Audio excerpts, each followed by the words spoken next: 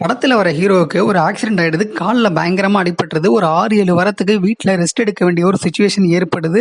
அவரு தனியா அவரோட அபார்ட்மெண்ட்ல வாழ்ந்துட்டு இருக்காரு. போர் அடிக்கும் இல்லையா? அதனால அவர் வீட்ல ஒரு பெரிய விண்டோ இருக்கு. அந்த விண்டோ வழியா இருக்கிற மத்த சுத்தி இருக்கிற எல்லா வீட்லயும் என்ன நடக்குதுன்னு சொல்லி வேடிக்கை பார்த்துக்கிட்டு டைம் பாஸ் பண்ணிக்கிட்டு இருக்காரு.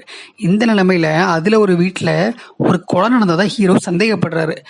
பட் இவரால எந்திரிச்சு போய் போய் தேடலாம் முடியாது. யாரு கொலை பண்ணா என்னன்னு தேட முடியாது. பட் இவர் ஒரு அசம்ஷன்ல ஆனா ஸ்ட்ராங்கா சொல்றாரு கொலை நடந்திருக்குன்ட்டு.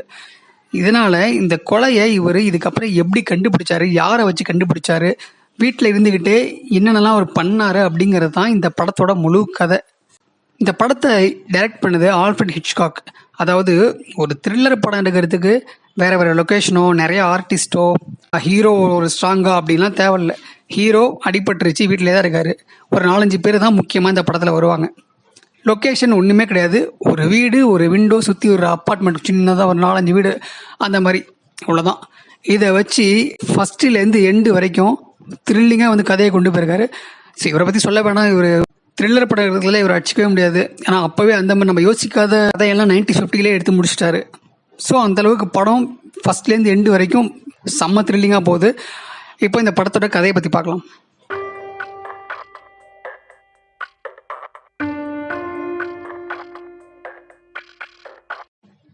ஃபர்ஸ்ட் சீனில் ஹீரோ வெளியில் வேடிக்கை பார்த்துட்டு இருக்காரு. ஒவ்வொருத்தவங்க ஒவ்வொரு வேலை பார்த்துட்டு இருக்காங்க. அதில் ஒருத்தர் தோட்டத்தில் உட்காந்து பூச்செடிலாம் நட்டு வச்சுட்டு இருக்காரு. அவர் தான் முக்கியமான கேரக்டர். அவரோட பேர் தோர்வால்டு. வழக்கமாக ஹீரோனை டெய்லி பார்த்துக்கிறதுக்கு நர்ஸ் ஒருத்தவங்க வீட்டுக்கு வருவாங்க. அவங்க ஹீரோவோட பாடி டெம்பரேச்சர் எல்லாத்தையுமே செக் பண்ணிவிட்டு கொஞ்ச நேரம் பேசிட்டு அங்கேருந்து போயிடுவாங்க. அது மாதிரி அன்றைக்கி ஒரு நாள் அவங்க வரும்போது ஹீரோ அவங்கக்கிட்ட அவனோட லவ்வரை பற்றி சொல்லிகிட்டு இருக்காரு. இந்த மாதிரி அந்த பொண்ணு மேகசினில் ஒர்க் பண்ணுது, நல்லா சம்பாதிக்குது, நல்லா அழகாக இருக்கும். ஆனால் எனக்கு என்ன பிடிக்கலன்னா அவள் ஆடம்பரமாக செலவு பண்ணுறா. பட் நான் ரொம்ப சிம்பிள், எனக்கு அதெல்லாம் பிடிக்காது. எனக்கு ரொம்ப சிம்பிளிசிட்டியாக இருந்தே நான் பழகிட்டேன் அப்படின்லாம் சொல்லிக்கிட்டு இருக்காரு. அவங்களும் இல்லை அதெல்லாம் பண்ணாதீங்க, ஒரு பொண்ணு வந்து சொல்லுதுன்னா நீங்கள் மேரேஜ் பண்ணீங்க அப்படி இப்படின்னு அட்வைஸ் பண்ணிட்டு அங்கேருந்து கிளம்பிடுறாங்க. ஹீரோ வீட்டுக்கு ஹீரோயின் வராங்க. 2 பேரும் பேசிகிட்டு இருக்காங்க. அவருக்கு டின்னர் ரெடி பண்ணுறாங்க. இந்த கேப்பில் இவர் விண்டோவிலேயே வேடிக்கை பார்த்துட்டு இருக்காரு. ஒருத்தவங்க வீட்லேயே வந்து கிளப்பு மாதிரி பார்ட்டி மாதிரி நடந்துக்கிட்டு இருக்கு. இன்னொருத்தவங்க தனியாக வீட்டிலேயே பேசிக்கிட்டு இருக்காங்க. அப்புறம் இந்த தோர்வாலோட வீட்டை பார்க்குறாரு. அவர் ஒய்ஃப்கிட்ட நல்லா தான் பேசிகிட்டு இருக்காரு. சடனாக பார்த்தா ஒய்ஃப்கிட்ட கோவமும் படுறாரு. பிகாஸ் அவங்களும் சில விஷயங்கள் அப்போ தான் பண்ணுறாங்க, ஒரு மாதிரி பைத்தியம் மாதிரி பண்ணுறாங்க. இவரும் கோவப்படுறாரு. இந்த விஷயத்தையும் இவர் நோட் பண்ணுறாரு. அதுக்கப்புறம் டின்னர்லாம் முடிஞ்சதுக்கப்புறம் ஹீரோயின் இன்னும் எவ்வளோ நாள் தான் ஃபோட்டோகிராஃபராக இருக்க போகிறீங்க, ஸ்டுடியோ வச்சுங்க, நான் வேணா வச்சு தரேங்கிறாரு. ஹீரோ அதெல்லாம் கிடையாது, எனக்கு இதில் தான் சாட்டிஸ்ஃபேக்ஷன் இருக்குது, நான் இதை தான் பண்ணுவேன் அப்படின்ட்டு அவங்க எவ்வளோ ஃபோர்ஸ் பண்ணாலும் இவர் பிடிவாதமாகவே இருக்காரு. அதனால் அவங்களும் பேசி பார்த்துட்டு அங்கேருந்து கிளம்பிடுறாங்க. ஹீரோ நல்லா தூங்கிறாரு. வெளியில் பயங்கரமாக மழை பெஞ்சிக்கிட்டு இருக்கு. இவரும் முழிச்சு பார்க்குறாரு. அப்போது ஒரு லேடியோட சவுண்ட் மட்டும் கேட்குது. இவர் எட்டி பார்க்குறாரு. அங்கே மிஸ்டர் தோர்வால்டு கையில் பெட்டியோட ரெயின் கோட்லாம் போட்டுக்கிட்டு நைட்டு 2 மணிக்கு வீட்டை விட்டு வெளில போகிறாரு. சரி, போனது ஒன்றும் பிரச்சனை இல்லை. அதுக்கப்புறம் திரும்ப வீட்டுக்கு வந்துடுறாரு. அதையும் ஹீரோ பார்த்துட்டு இருக்காரு. அது மட்டும் இல்லாமல் திரும்ப வெளில போகிறாரு, திரும்ப உள்ளே வராரு. இது மாதிரி 2-3 தடவை போயிட்டு வராரு. இதனால் ஹீரோவுக்கு அவர் மேலே முதல்ல சந்தேகம் ஏற்படுது. 6 மணிக்கு தோர்வால்டு வீட்டிலேருந்து தோர்வால்டும் ஒரு பொண்ணும் வீட்டை விட்டு வெளில போகிறத காமிக்கிறாங்க. இந்த டைமில் ஹீரோ தூங்கிட்டு இருக்காரு. நைட்டு 2 மணிக்கு அவன் பெட்டியை தூக்கிக்கிட்டு வெளில போகிறான் வரான். என்ன விஷயம் தெரில, அங்கே ஏதோ நடந்திருக்குன்னு நினைக்கிறேன் அப்படின்னு சொல்கிறாரு. அவங்களும் அதெல்லாம் ஒன்றும் இருக்காது, அவன் ஒரு சேல்ஸ்மேன், அதனால திங்ஸ் ஏதாவது எடுத்து வச்சுட்டு பெட்டி எடுத்து வச்சு போயிருப்பான் அப்படின்னு சொல்கிறாரு. ஹீரோவும் 2 மணிக்கு என்ன சேல்ஸ்மேனுக்கு வேலை இருக்க போகுது அப்படின்னு நினைக்கிறாரு. அவனோட வீட்டு விண்டோவை பார்த்துட்டு இருக்காரு. அவன் அந்த விண்டோ கிட்ட வந்து சுற்றி பார்த்துக்கிட்டு இருக்கான். இதை பார்த்த ஹீரோ அவன் சாதாரணமாக பார்க்கல, அவனை யாராச்சும் நோட் பண்ணுறாங்களா அப்படிங்கிறதுக்காக சுற்றி பார்த்துக்கிட்டு இருக்கான் அப்படிங்கிற விஷயத்த நர்ஸ் கிட்ட சொல்கிறாரு. ஹீரோ பைனாகுலர் வச்சு அவன் வீட்டை பார்த்துட்டு இருக்காரு. அப்போ அவன் 2 பெரிய கத்தி எடுத்து பேப்பரில் சுருட்டி சூட்கேஸில் வைக்கிறான். அது மட்டும் இல்லாமல் அந்த வீட்டில் இருந்த அந்த பொண்ணு காணும். இதனால் ஹீரோவுக்கு சந்தேகம் ஏற்பட ஆரம்பிக்குது. இந்த மாதிரி ஹீரோ இன்னொருத்தன் வீட்டை நோட் பண்ணுறது ஹீரோயினுக்கு சுத்தமாக பிடிக்கல. இந்த மாதிரிலாம் எதுக்கு பண்ணிட்டு இருக்கீங்க தேவையில்லாமல், இது எவ்வளோ பெரிய அசிங்கம், அவனுக்கு தெரிஞ்சால் என்ன ஆகுறது அப்படின்னு சொல்கிறாங்க. ஆனால் ஹீரோ இதெல்லாம் வந்து நான் எனக்காக பண்ணல, அந்த வீட்டில் தான் நடக்குது. நேற்று அந்த வீட்டில் இருந்த பொண்ணு இன்னைக்கு காலிலேருந்து காணும். நைட்டு 2 மணிக்கு அவன் சுட்கேஸ் தூக்கிட்டு எங்கேயோ வெளியில் போகிறான் வரான், பெரிய கத்தி எடுத்து பேக் பண்ணி வைக்கிறான். இதெல்லாம் பார்த்ததுக்கப்புறம் நான் சந்தேகப்படக்கூடாதுன்னு சொல்கிறியா அப்படின்னு சொல்கிறாங்க. அது ஹீரோயின், நீங்கள் சொல்கிறத வச்சு சந்தேகப்பட முடியாது, அவங்க 2 பேருக்குள்ள பிரச்சனையாக இருக்கலாம், அந்த பொண்ணு வீட்டை விட்டு எங்கேயாவது போயிருக்கலாம், நிறைய விஷயம் இருக்குது. ஒரு ஹஸ்பண்ட் அண்ட் குள்ளே சண்டை வருதுன்னா நிறைய ரீசன் இருக்கும். இதெல்லாம் வச்சு அவன் கொலை பண்ணா நீங்கள் சொல்கிறது என்னால் நம்பவே முடியல. அது மட்டும் இல்லாமல் ஒரு கொலை பண்ணியிருக்காம இப்படி ஓப்பனாக சுற்றிக்கிட்டு இருக்க மாட்டான், இந்நேரம் தலைமறைவாக இருப்பான் அப்படிங்கிறதையும் சொல்கிறாங்க. 2 பேர் பேசிக்கிட்டு இருக்கும்போது ஹீரோ திரும்பவும் பைனாகுலர் வச்சு அந்த வீட்டை பார்க்குறாரு. அவன் ஒரு ட்ரங்க் பெட்டியை பேக் பண்ணிகிட்டு இருக்கான். அவனை பார்த்ததுக்கப்புறம் ஹீரோயினுக்கு அவன் மேலே டவுட் வந்துடுது. ஏன்னா அவன் அப்பியரன்ஸ் அவங்களுக்கு சந்தேகப்படுற மாதிரி இருக்குது. ஹீரோயின் அந்த எதிர் வீட்டு அப்பார்ட்மெண்ட்டுக்கு போயிட்டு அந்த வீட்டில் எத்தனை பேர் இருக்காங்க, அவங்க பேர்லாம் என்ன அப்படிங்கிற இன்ஃபர்மேஷனை கலெக்ட் பண்ணி ஹீரோ கிட்ட இன்ஃபார்ம் பண்ணுறாங்க. அடுத்த நாள் காலையில் ஆகிடுது. நர்ஸ் வீட்டுக்கு வராங்க. அந்த நேரத்தில் அவன் அந்த ட்ரங்க் பெட்டியை கொரியர் அனுப்புறதுக்கு ரெடி பண்ணிகிட்டு இருக்கான். இதை பார்த்த நர்ஸ் எப்படியாவது இவனை மாட்டி விடணும், தப்பிச்சு போயிட போகிறான், ஏதாவது பண்ணுங்கன்னு சொல்கிறாங்க. உடனே ஹீரோ அவரோட ஃப்ரெண்டான இன்வெஸ்டிகேட்டருக்கு ஃபோன் பண்ணி இந்த மாதிரி கொலை நடந்ததுக்கு தான் சந்தேகப்படுறேன், நீ உடனே கிளம்பி வா அப்படின்னு சொல்கிறாங்க. இந்த கேப்பில் அந்த கொரியர் கிளம்புது. இந்த நர்ஸு அந்த கொரியர் எங்கே போகுதுன்னு நான் போய் விசாரிச்சுட்டு வரேன்னு சொல்லிட்டு இவங்க போகிறதுக்குள்ளே அந்த கொரியர் வேன் கிளம்பி போயிடுது. இன்வெஸ்டிகேட்டர் வீட்டுக்கு வந்து அவரும் கொஞ்ச நேரம் அந்த வீட்டை வாட்ச் பண்ணுறாரு. அதுக்கப்புறம் எதை வச்சு இந்த வீட்டில் கொலை நடந்ததை சந்தேகப்படுறேன்னு ஹீரோ கிட்ட கேட்குறாரு. ஹீரோ அவர் சந்தேகப்பட்ட சில விஷயங்கள் எல்லாத்தையுமே இவர்கிட்ட சொல்கிறாரு. அது மட்டும் இல்லாமல் அவன் ஒரு சேல்ஸ்மேன், 6 மாதமாக வேலைக்கே போகலை, நேத்திலேருந்து அவன் வீட்டில் இருந்து அவன் ஒய்ஃபை காணும் அப்படிங்கிறத சொல்கிறாரு.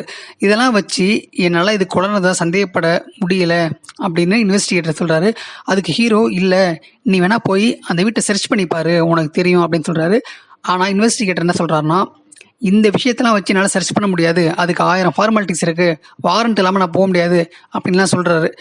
சரி, அந்த பொண்ணு காணும்னு சொல்கிற, நான் வேணா போய் விசாரிச்சுட்டு வரேன்னு சொல்லிட்டு விசாரிச்சுட்டு திரும்பவும் வராரு. இன்வெஸ்டிகேட்டர் விசாரித்ததில் அவன் ஒரு சேல்ஸ்மேன், 6 மாதமாக வேலைக்கே போகல, வீட்டில் சும்மா தான் இருக்கான். அவனோட ஒய்ஃபை அவங்க ஃபேமிலி கூடவோ இல்லை பக்கத்தில் யாருக்கிடவோ பேசவே விட மாட்டான். அவங்களுக்குள்ள சின்ன சின்ன மிஸ் அண்டர்ஸ்டாண்டிங்ஸ்லாம் போகும். அது வேறு. முக்கியமான விஷயம் என்னென்னா, மொதல் நாள் ஈவினிங், நீ சொன்ன டேட்டுக்கு மொதல் நாள் ஈவினிங் ட்ரெயின் டிக்கெட் புக் பண்ணியிருக்காங்க. அடுத்த நாள் காலையில் 6 மணிக்கு அந்த பொண்ணு ஊருக்கு கிளம்பி போயிட்டான்னு பார்த்தவங்க சொல்கிறாங்க. நீ 6 மணிக்கு பார்த்தியா அப்படின்னு கேட்குறாரு. ஹீரோ, நான் 6 மணிக்கு தூங்கிட்டேன் அப்படின்னு சொல்கிறாரு. ஸோ அப்போ அந்த பொண்ணு ஊருக்கு போயிருப்பான், இதை வச்சு நீ கொலை நடந்திருக்குன்னு சொல்கிறிய அப்படின்னு கேட்குறாரு. ஹீரோ, ஒரு பொண்ணு போனதானே சொன்னாங்க, அந்த பொண்ணுன்னு சொன்னாங்களா, கன்ஃபார்மாக சொல்லு அப்படின்றாங்க. இல்லை, ஒரு பொண்ணு போனதாக சொன்னாங்க 6 மணிக்கு அப்படின்னு சொல்கிறாங்க.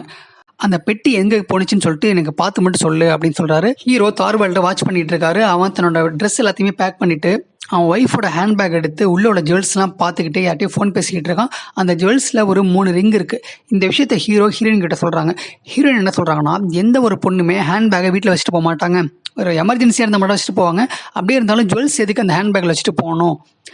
அந்த டைமில் அவன் ஃபோன் வேறு பேசிக்கிட்டு இருந்தான்னு சொல்கிறீங்க. ஒரு வேளை அவன் யாருக்கோ அஃபேர் வச்சுருப்பான் போல், அதனால தான் இந்த பொண்ணை கொண்டிருப்பானோன்னு சொல்லிட்டு இவங்களும் பல ஆங்கிளில் வந்து ஐடியாலாம் கொடுக்குறாங்க. அப்போது இவங்க பேசிக்கிட்டு இருக்கும் போது அவன் அந்த டோரை லாக் பண்ணிட்டு வெளில போகிறான். ஹீரோயின் அவன் தப்பிச்சு போகிறான் அப்படின்னு சொல்கிறாங்க.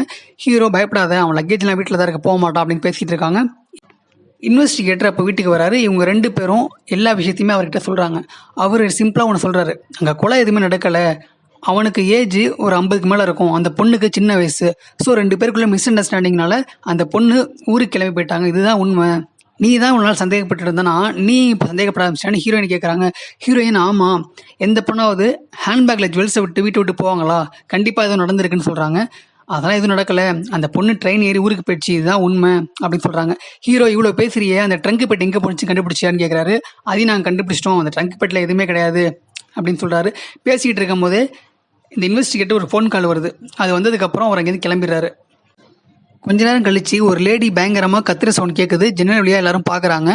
அவங்க வளர்க்குற நாய் அந்த தோர்வாலோட தோட்டத்துக்கு பக்கத்தில் செத்து கிடக்கு. எல்லார் வீட்லேருந்து வந்து வேடிக்கை பார்த்துட்டு இருக்காங்க. ஆனால் தோர்வால் வீட்டை விட்டு வெளியிலேயே வரல. இதை பார்த்ததும் ஹீரோயினும் அவன் தான் அந்த நாயை கொண்டிருப்பான்னு சந்தேகப்படுறாங்க. அவங்களுக்கு என்ன சந்தேகம்னா, அந்த நாய் எதுக்கு அவன் கொல்லணும், அந்த தோட்டத்தில் ஏதோ இருக்குது, அந்த தோட்டத்துக்கிட்ட நாய் போயிருக்கு, அதனால அவன் கொண்டிருக்கான் அப்படின்னு யோசிக்கிறாங்க.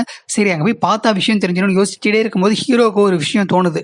என்னன்னா, அவர் 1 வாரம் முன்னாடி இந்த தோட்டத்தை ஃபோட்டோ எடுத்து வச்சுருந்துருக்காரு. அந்த ஃபோட்டோவையும் இப்போ கரண்ட்டாக அந்த தோட்டத்தையும் பார்க்குறாங்க. என்னன்னா, இப்போது அந்த தோட்டத்தில் ஒரு பெரிய எல்லோ கலர் ஒரு பூ இருக்குது. 1 வாரத்துக்கு முன்னாடி உள்ள ஃபோட்டோவில் அந்த பூ இல்லை. 1 வாரத்தில் எப்படி அந்த பூ பெருசாகும்? ஸோ அந்த பூ இப்போ வச்சது, அதுக்குள்ளே ஏதோ இருக்குது அப்படிங்கிறத கண்டுபிடிக்கிறாங்க. தார்வால்ட் வீட்டில் இருக்கிற வரைக்கும் அந்த தோட்டத்தை செக் பண்ண முடியாது. அதனால் அவனை வெளில அனுப்புறதுக்காக ஹீரோ ஒரு பிளான் பண்ணுறாரு. அவன் ஒய்ஃபை பற்றி ஒரு லெட்டர் எழுதி அதை ஹீரோயின் கிட்ட கொடுத்து அவன் வீட்டில் போட்டு வர சொல்லிடுறாரு.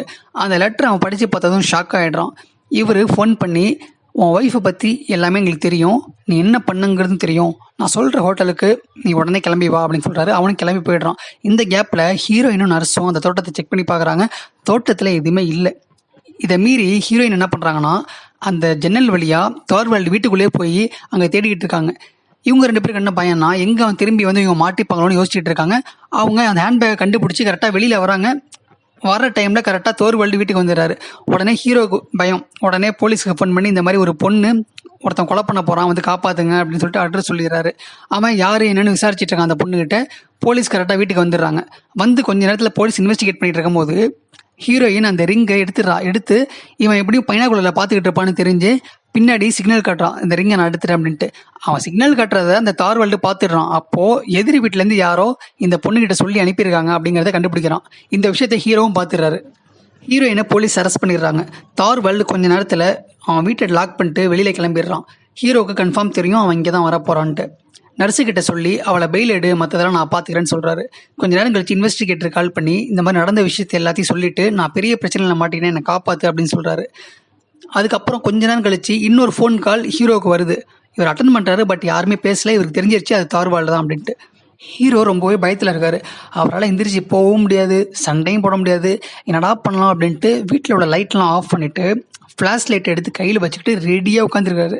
கரெக்டாக அந்த டைமில் பக்கத்து வீட்டில் டோர் திறந்து மூடுற சத்தம்லாம் கேட்குது. அவன் வந்துட்டான் அப்படின்ட்டு நினச்சிக்கிட்டே உட்காந்துருக்காரு. கரெக்டாக தார்வால்டு வீட்டுக்குள்ளே வந்துடுறான். வந்து நீ யார், ஏன் இதெல்லாம் பண்ணியிருக்குன்னு கேட்குறான். ஹீரோ இது மாதிரி நீ ஒய்ஃபை வந்து கொலை பண்ணல, எல்லாமே எனக்கு தெரியும், உனக்கு தண்டனை வாங்கி கொடுப்பான் அப்படிங்கிற மாதிரி சொல்கிறாரு. அவன் கிட்டக்க நெருங்கி வரான். அந்த நேரத்தில் ஃப்ளாஷ் லைட் அடிக்கிறாரு. அந்த கிளார் அடிக்கணும் கண்ணில். அதனால் அவன் கிட்டக்க வர நேரம் கொஞ்சம் குறையுது. இதே மாதிரி திரும்ப திரும்ப பண்ணிக்கிட்டு இருக்காரு. அவன் கிட்டக்க வந்து கழுத்தை பிடிச்சி நெரிச்சு கேட்டுக்கிட்டு இருக்கான் யார் என்னன்னு. அந்த டைமில் தார்வால்டு வீட்டுக்கு போலீஸ், ஹீரோயின் எல்லாருமே வந்துடுறாங்க. நடந்த சண்டையில் ஹீரோ ஜன்னலில் தொங்கிக்கிட்டு இருக்காரு. பாதி போலீஸ் தார்வால்டை பிடிச்சிடுறாங்க. பாதி போலீஸ் ஹீரோ கீழே விழும்போது அவரை காப்பாற்றிடுறாங்க. ஹீரோ, ஹீரோயின், நர்ஸ் 3 பேருமே ரொம்ப சந்தோஷமாக இருக்காங்க. கொலைகாரனை போலீஸ்கிட்ட மாட்டி விட்டாச்சு அப்படின்ட்டு. போலீஸ் தார்வால்டுகிட்ட விசாரணை நடத்தி முடிச்சிடுறாங்க. முடிச்சதுக்கு அப்புறம் தான் உண்மையான விஷயங்கள் வெளில வருது. அதாவது தார்வால்டு அவன் ஒய்ஃபை கொலையே பண்ணல. 2 பேருக்குள்ள சண்டை. அதனால் அவங்க கோச்சிக்கிட்டு வீட்டை விட்டு வெளில போயிட்டாங்க. அப்பயும் விடாமல் அந்த பெட்டி எங்கே போணுச்சு, அதில் என்ன இருந்ததுன்னு கேட்குறாங்க. அந்த பெட்டியில் ட்ரெஸ்ஸை வச்சு கொரியர் அனுப்பியிருக்கான் அப்படின்றாங்க. அது மட்டும் இல்லாமல் இப்போ கூட அவன் ட்ரெஸ்ஸை பேக் பண்ணது டூர் போகிறதுக்காகவா அப்படின்னு போலீஸ் சொல்கிறாங்க. இவங்க 3 பேருக்கு செம்ம பல்பு, என்னடா பண்ணுறது அப்படின்ட்டு. இவங்க 3 பேரும் அதை கேட்டு ஷாக் ஆகிடுறாங்க. அதுலேயும் குறிப்பாக அந்த நர்ஸால் அதை ஏற்றுக்கவே முடியல. இவ்வளோ ரிஸ்க் எடுத்து பண்ணி கடைசியில் அவன் கொலை பண்ணலையா அப்படின்ட்டு. இருந்தாலும் அவங்க சில கொஸ்டின்லாம் கேட்குறாங்க. அந்த நாய் எப்படி செத்துது, அந்த தோட்டத்தில் என்ன தான் இருக்குது அப்படின்ட்டு. அப்போ விசாரிக்கும் போது அவன் தோட்டத்தில் சில்லற காசுலாம் சேர்த்து வைப்பானான். அதை போய் நாய் தோண்டி இருக்கு. இதனால் கோவத்தில் அடித்தானா அந்த நாய் செத்து போச்சான் அப்படின்ட்டு. ஒரு வழியாக எல்லாம் முடிஞ்சுது. ஆல்ரெடி ஹீரோவுக்கு ஒரு கால் அடிபட்டுருந்துச்சு இல்லையா. இப்போ நடக்காத கொலையை கண்டுபிடிக்க போகிறாங்கிற பேரில் அவரோட இன்னொரு காலையும் உடச்சிக்கிட்டு ரெஸ்ட் எடுத்துகிட்டு இருக்காரு. ஹீரோயின் பக்கத்தில் புக் படிச்சுக்கிட்டு இருக்காங்க. இதோட இந்த படம் முடிஞ்சிருது. இந்த படத்தை ஃபஸ்ட் டைம் பார்க்கும்போது ஹீரோ ஒவ்வொரு விஷயத்தையும் கண்டுபிடிக்க கிளைமாக்ஸ் செம்மையாக இருக்க போகுது. ஏன்னா ஒரு இன்வெஸ்டிகேட்டரே வந்து கொலை நடக்கலன்றாரு. பட் ஹீரோ ஒரு இடத்துல இருந்துக்கிட்டே கண்டுபிடிக்கிறாருன்னு சொல்லிட்டு ரொம்பவே இன்ட்ரெஸ்ட்டாக இருக்க போகுது. கிளைமாக்ஸு அவன் எப்படி கொலை பண்ணியிருப்பான் அப்படின்லாம் காட்டுவாங்க அப்படின்லாம். ஆனால் பார்த்தா இந்த கிளைமாக்ஸ் சத்தியமாக நான் எதிர்பார்க்கவே இல்லை. ஒரு த்ரில்லர் மூவியில் இப்படி ஒரு காமெடியான ஒரு கிளைமாக்ஸு. ஆனால் இதுவும் வித்தியாசமாக தான் இருக்குது. ஆனால் கண்டிப்பாக என்ஜாய் பண்ணி இந்த படத்தை பார்த்தேன். ஸோ இந்த படத்தை கண்டிப்பாக மிஸ் பண்ணாமல், இது வரைக்கும் பார்க்காம இருந்தீங்கன்னா மிஸ் பண்ணாமல் பாருங்கள் ஃப்ரீயாக இருக்கும்போது. இந்த வீடியோ உங்களுக்கு பிடிக்கும்னு நினைக்கிறேன். பிடிச்சதுன்னா லைக் பண்ணுங்கள், ஷேர் பண்ணுங்கள், உங்கள் ஃபீட்பேக்ஸ்லாம் கமெண்ட்டாக போடுங்க. மறக்காமல் சப்ஸ்கிரைப் பண்ணுங்கள். இதே மாதிரி ஒரு நல்ல ஸ்டோரி உள்ள மூவியோட நெக்ஸ்ட் வீடியோவில் மீட் பண்ணலாம். தேங்க்யூ.